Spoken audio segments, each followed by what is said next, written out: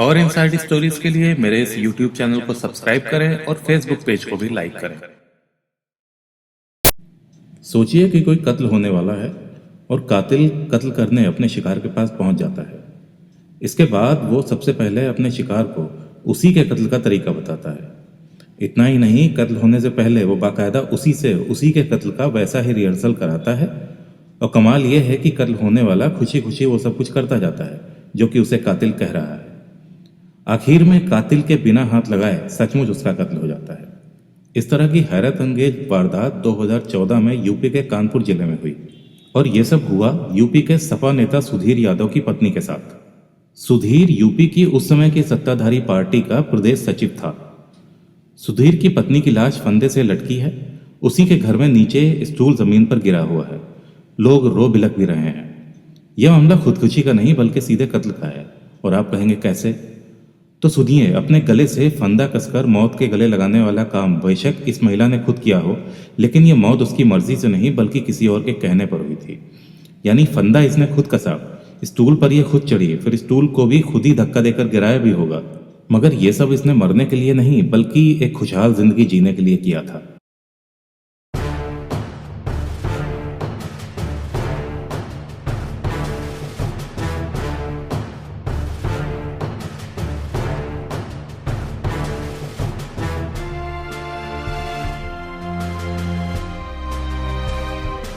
कहानी कानपुर शहर की है और इस कहानी के 4 किरदार हैं। एक नेता, दूसरा उसकी बीवी, तीसरा प्रेमिका और चौथा एक तांत्रिक। एक तरफ बीवी जहां अपने शौहर की माशूका को मात देकर पति का प्यार दोबारा हासिल करना चाहती है, वहीं माशूका अपने आशिक की बीवी को ही रास्ते से हटा देना चाहती है। दोनों एक दूसरे की साजिश से पूरी तरह से अनजान थे और इसी अनजाने में शुरू होती है इस हैरत अंगेज कत्ल की साजिश की शुरुआत। दुनिया के सबसे अजीबोगरीब मर्डर की बुनियाद एक प्रेम त्रिकोण यानी लव ट्रायंगल के ऊपर रखी गई। पुलिस की माने तो सुधीर की मुलाकात अपने ही मोहल्ले की रहने वाली बैंक ऑफिसर रूबी से कुछ 6 साल पहले हुई थी, लेकिन जल्द ही यह औपचारिक मुलाकात गहरी दोस्ती और फिर मोहब्बत में तब्दील हो गई। अब नेताजी की आंखों पर पर्दा पड़ चुका था। वो घर में अपनी बीवी बीना के साथ कम और माशूका रूबी के साथ ज्यादा वक्त गुजारने लगे थे। कहते हैं इश्क और मुझ छुपाया नहीं छिपता।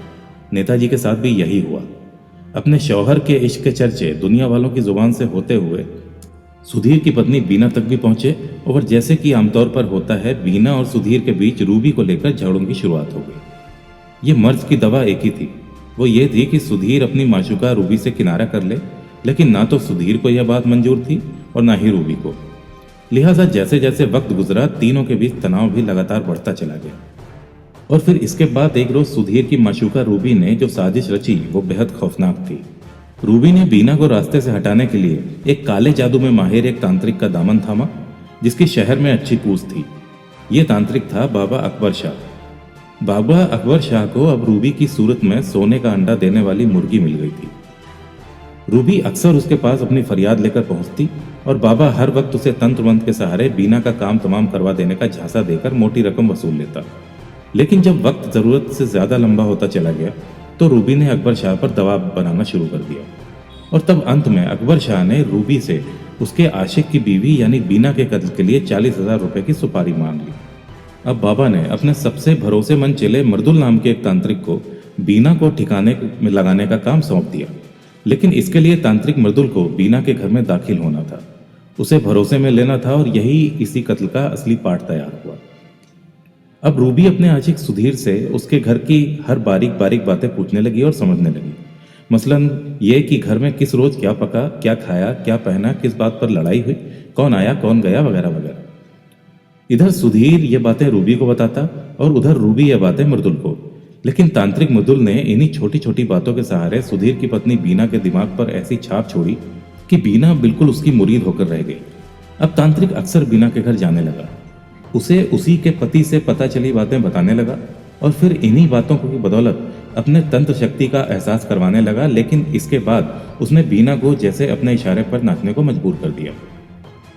दरअसल उसने बीना से कहा कि वो अपनी तांत्रिक शक्तियों की बदौलत उसके पति सुधीर को रूबी के चंगुल से वापस खींच लाएगा।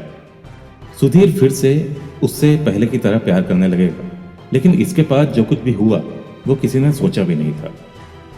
बीवी बीना के कत्ल की सुपारी निकल चुकी थी। कातिल शिकार के पास पहुंच चुका था।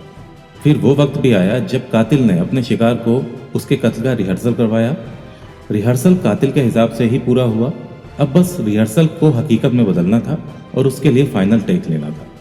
फाइनल टेक यानी मर्डर। तांत्रिक मृदुल का अब सुधीर की गैर मौजूदगी में अक्सर बीना के पास आना जाना शुरू हो चुका था। अपने पति का प्यार वापस पाने के इरादे से बीना तब तक मृदुल को अपने पास बुलाती थी जब जब सुधीर घर पर नहीं होता था, और मौके का फायदा उठाकर मृदुल ने बीना के घर तंत्र मंत्र का वो जाल बट्टा फैलाया जो लगातार बढ़ता ही चला गया।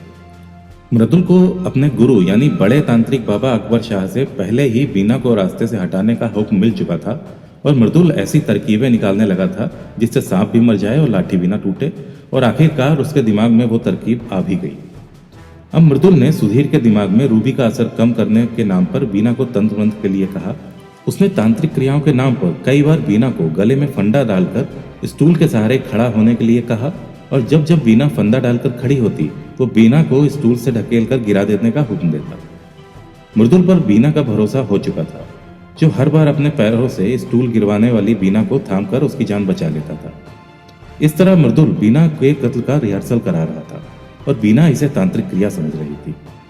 मृदुल ने उसको ये बोला कि वो जब जब इस पीड़ा से गुजरेगी तब तक उसके पति की प्रेमिका को भी उतनी ही पीड़ा होगी, लेकिन मृदुल के दिमाग में और कोई साजिश चल रही थी। और फिर एक दिन ऐसा हुआ जिसके बारे में किसी ने सोचा भी नहीं था।